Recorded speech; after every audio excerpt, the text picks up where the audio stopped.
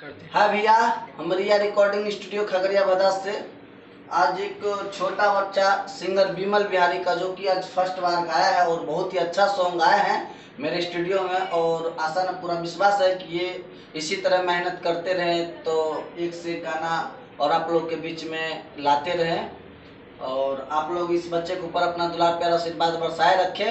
आइए हम अभी सिंगर छोटा बच्चा विमल बिहारी का लाइव वीडियो दिखाते हैं और मेरे मैथिली झनकार चैनल को आप लोग जरूर सब्सक्राइब कीजिएगा और ब्लैक एंड बटन को जरूर दबाइएगा।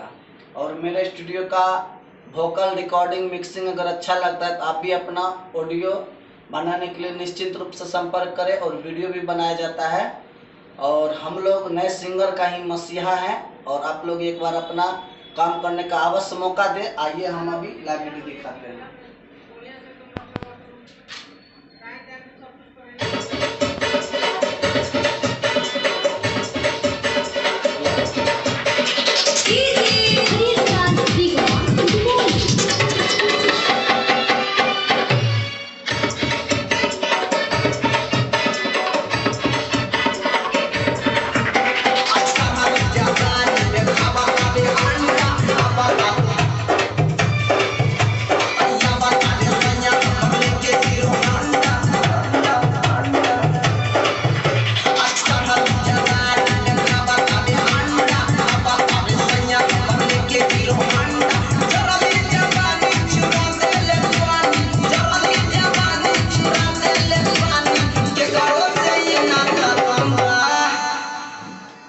बंगाली के खाली बिहारी पसंद बा।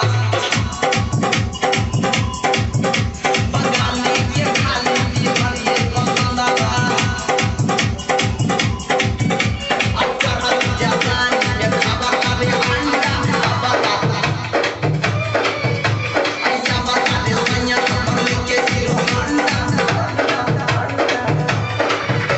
अक्सर जबान में खबर कभी अंडा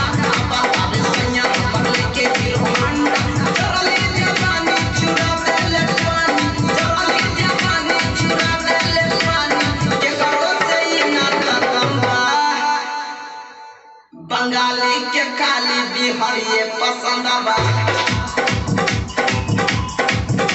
बंगाली के खाली बिहारी पसंद बा।